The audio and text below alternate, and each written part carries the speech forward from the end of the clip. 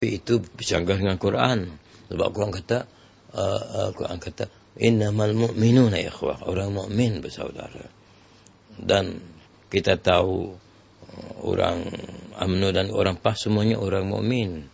Dalam ahli sunnah mengaji sifat-sifat Allah, sifat Rasul, sembahyang, puasa dan zakat dan haji ditunaikan. Percaya kepada Allah, Rasul, malaikat, akhirat, qada dan qadar, kitab suci. Dan ini takrif iman. Jadi orang mukmin ni bersaudara. Dan tamadun Melayu pun tahu orang Melayu ni selalu tak putus dicincang air, bertangkup juga, cari-cari bulu ayam bercantum jua. Jadi perkataan dia yang dibuat dalam satu keadaan yang terpengaruh dengan sesuatu ingatan yang pedih menghiris hati, itu tidaklah boleh mengubah hakikat ajaran Quran, ajaran hadis Nabi dan ajaran ulama. Sebab haram kita tak berpergi datang antara orang mukmin lebih pada 3 hari, kecuali ada sebab yang diharus oleh syarak. Saya rasa tak diharu oleh syarak ni berkelahi, apalagi bila dia menyebabkan nasib umat dan agama menjadi semakin parah. Sebagaimana kita boleh lihat perkembangan dalam media, termasuk dalam blog. Tapi saya berfikir orang kita adalah orang yang ada pelajaran dan boleh berfikir. Orang kita, kalau ada orang bercakap kasar dengan kita, kita jawab dengan bahasa lembut dan mengajak dia kepada perkara yang betul. Misalnya, kalau ada orang berkata Jahannam, laknat, kita jawab adalah lebih baik diganti Jahannam dan laknat itu dengan doa yang mendatangkan berkat. Sebab kalau doa itu berkat, nanti orang yang nak dikata laknat tadi berubah menjadi orang yang baik. Sehingga dia menjadi, selepas daripada bermusuh beberapa waktu, menjadi ka'annahu waliyun hamim, kawan yang rapat seperti yang diajar oleh Quran. Sebab itu Quran ajar balas yang pedas, yang keras tu dengan yang baik. Tu barangkali banyak perkara yang berjalan dalam masyarakat. Mungkin barangkali juga pengaruh sentimen orang ramai yang melonjak-lonjak, yang mempengaruhi seseorang. Mungkin barangkali dia ingat ini yang dikehendaki oleh orang, maka dia pun terasa patut buatlah bila orang kehendaki. Tapi mungkin barangkali kalau dia berfikir lebih jauh dari segi maslahat umat, masa akan datang agaknya perkara yang berlainan yang patut disebut, bukan yang macam itu. Kemudian dia patut berfikir juga tentang pihak luar negara yang sedang mencari peluang untuk merosakkan hubungan sesama Islam.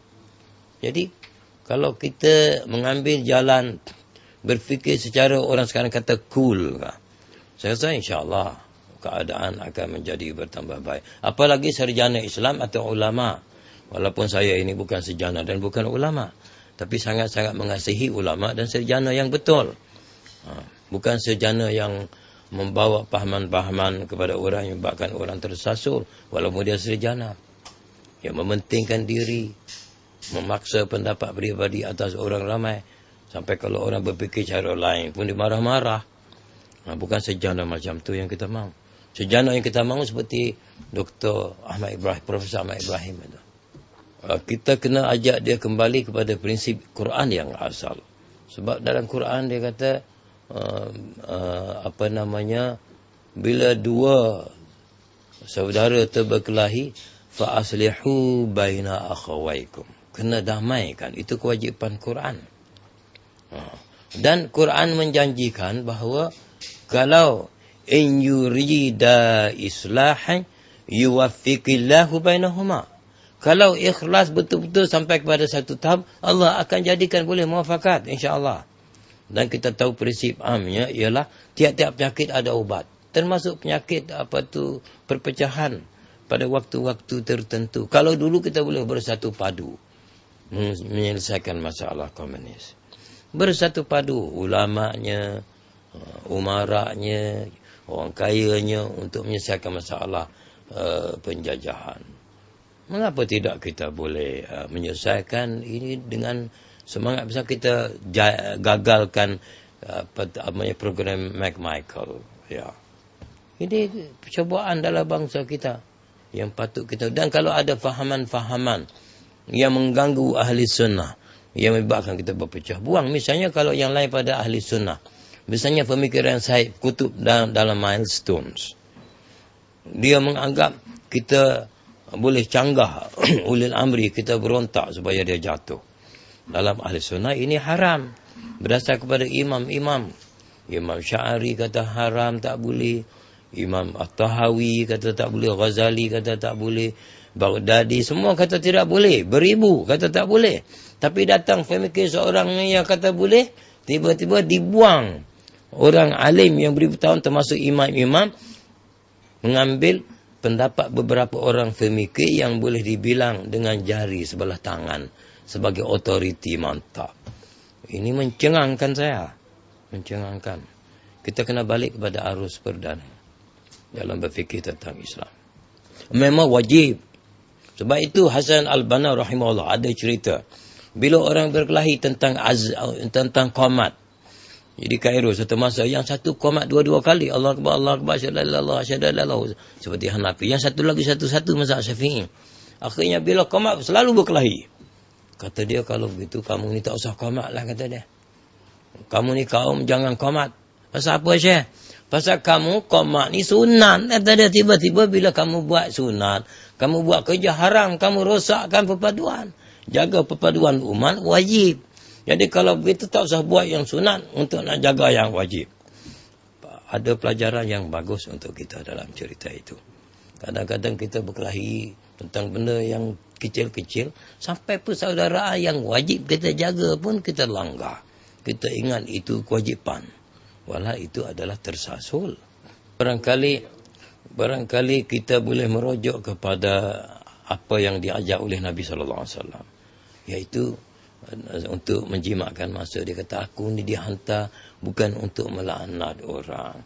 Bukan untuk mengata huduh kepada orang. Dia kata, walau dia pemimpin besar. Berhadapan dengan lebih lagi daripada orang zaman kita. Patut dia guna perkataan kesat lah. Sampai Nabi Musa juga patut dia cakap kesat lah. Sebab dia bertemu dengan Fir'aun sendiri. Bukan dengan ini pengikut-pengikut saja, anak buah. Jadi pengajaran itu patut kita amal. Mana kalau ada orang-orang kita sekarang yang katakanlah dikatakan dia ada ilmu. Maka kita patut menyampaikan kepada dia mesej bahawa ini adalah lebih baik untuk menjaga imej orang ahli ilmu. Kita kembali kepada model ahli ilmu. Sebab kita diwajibkan mengikut model ini. Sekurang-kurangnya iaitu berapa kali sehari ya? Dalam Fatihah 17 kali.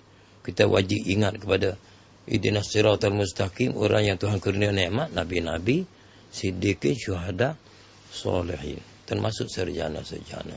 Wajib 17 kali kita disuruh ingat model menjaga mulut dengan percakapan dan bahasa yang beradab dan tinggi. Tapi kalau kita cerupa juga mulut, maknanya yang kita baca Fatihah yang wajib tu nampaknya tak terkena, tak termasuk ke dalam kalbu kita nampaknya kita baca. Walaupun kita tahu bahasa Arab. Kita kena faham gitu. Kalau saya faham untuk saya macam tu. Dan saya sebut depan pembesar kita dalam negara pun sebut.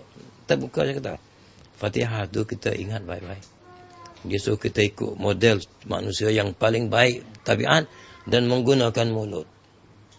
Termasuk tidak ceropa, tidak memaki hamun dan sebagainya.